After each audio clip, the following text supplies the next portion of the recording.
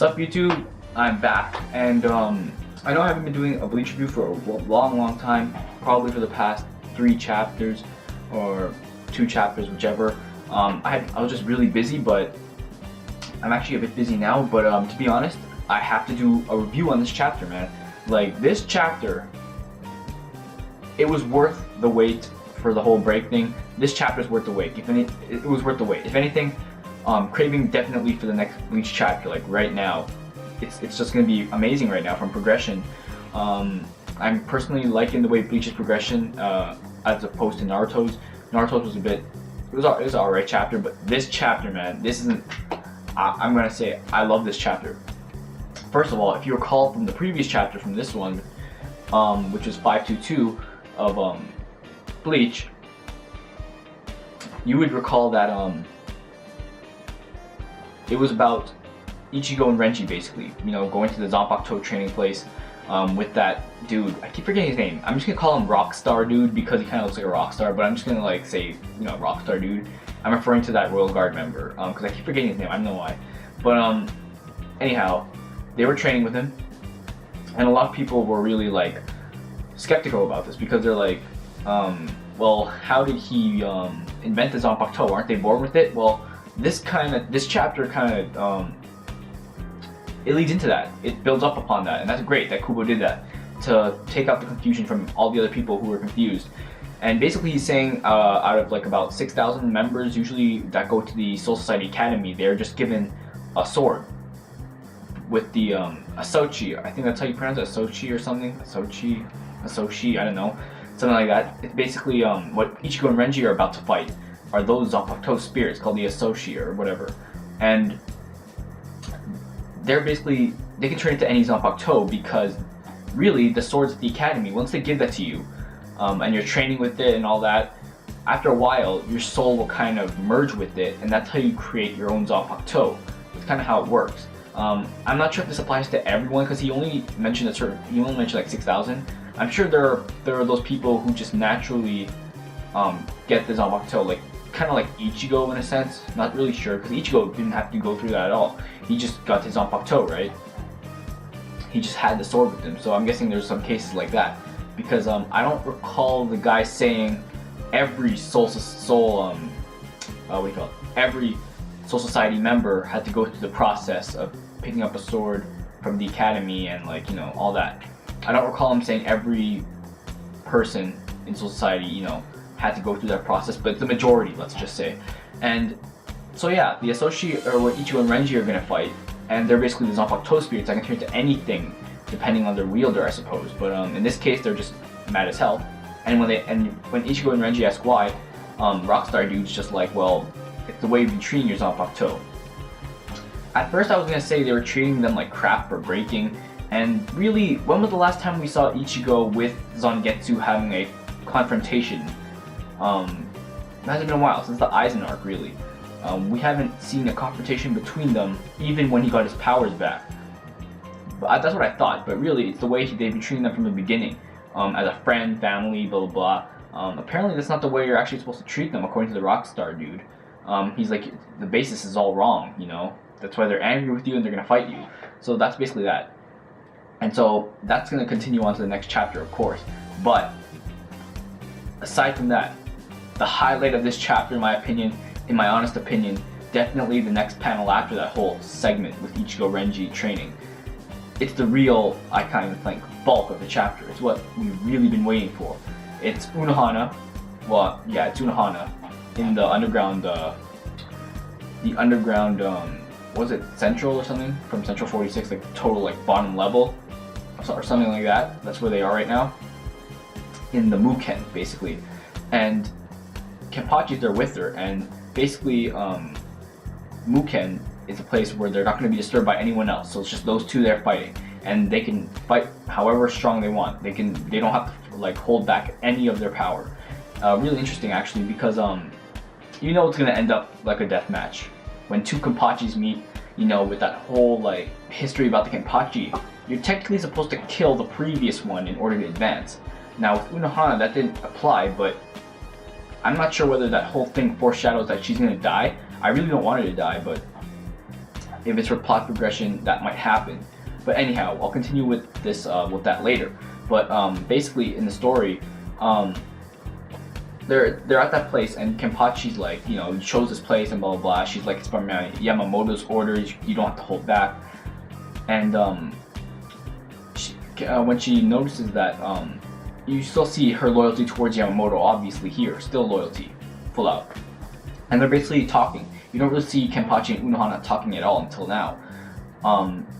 So they're still talking, and like, you know, it's gonna be a kind of deathmatch setting the way it's set up. Like, Shunsui later on in the chapter also says, like, you know, if you two are going to fight, one of you has to die. That's what he says. I'm not sure if that's true though, because if you take in what happened to Byakuya, he didn't die. He's not dead. You know how many times it was foreshadowed that he was gonna die? The way his Zanpakuto toe crumbled, the way he was bleeding to death, the way that he just collapsed and he trusted his final words to Ichigo. It really seemed like he's gonna die, but he actually didn't die. So maybe in this case, maybe Unohana and Kenpachi both won't die. I don't know. It's my thoughts, but anyway. Basically they're at that place, and Kenpachi's like, well, I guess I have to beat you. You know, win or lose, become a criminal. He refers to them as criminals because actually, you'll find that out later in the chapter, Unohana has a very villainous past. But anyhow, Unohana reveals a scar, right? And her scar basically like shows that she did have one scar right here. Her braid has been covering it because she always had her hair like this, but now it's like all loose and everywhere. So now it's revealing like a scar here. As to who that's from, I'm not sure. She said throbbing, and so does Kenpachi's scar in his eye. Now, whether this was from Kenpachi and Unohana, their previous clash, I don't know. These two might have fought in the past. I'm not sure whether it would fit the timeline. I'm assuming Kenpachi might have been from that era as well. I'm not really sure though. They're gonna have to clarify that, because if you recall, he doesn't have memories of his name or anything like that. So I'm assuming his past is really shrouded in mystery, actually. So maybe this fight will uncover some flashbacks of them too. So keep that in mind. But whoever the scar's from, yeah, whether it be Kenpachi, Yamamoto, who knows? Kind of seemed like it's from Kenpachi, the way that they had the panels together, and like Kenpachi's thing, I was saying, yeah, mine is also throbbing. Could have been, that one could have been from Yachiro Unohana. So we'll see. We'll find out later on what all that symbolizes. But anyway, really another important part of the chapter, Shunsui kind of giving us the breakdown of Unohana. So yeah, she was in the original Gote 13, as it was in the Yamamoto panel when he had all those soldiers behind him. From the original 13, Unohana was one of them. Supposed to be the most violent, I'm pretty sure, violent nature. She used to be a big criminal in Soul Society apparently, until Yamamoto, of course, had her join his ranks and all that. But other than that, I mean, yeah, she's back to her former self, and when they clash, man, when these two clashed in that last panel, that was awesome, man. That was freaking awesome. If you notice, Kenpachi's eye patch is off, so he might be at full power right now. His spiritual pressure is already like emitting because his eye patch is off, so maybe that's the case. I'm not sure. You didn't see like any I don't think you saw any Ryatsu levels or anything like that, but he didn't have his eye patch, so take it in. So I guess if he's fighting now, he's gonna be fighting at full spiritual power. And yeah, I wouldn't underestimate Unohana at all, to be honest, because she was an original 13 member. Strong as hell. I'm pretty sure she was strong as hell. Yamamoto trying to keep her back from fighting in that Vandenreich conflict. But yeah, Battle of the Titans, man. This is gonna be a clash right here.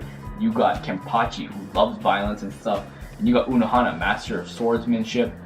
She knows all the sword styles apparently, and I won't be surprised if her style of fighting is very similar to Kenpachi's. Probably not as wild as Kenpachi, because Kenpachi's really wild. I mean, this guy just swings.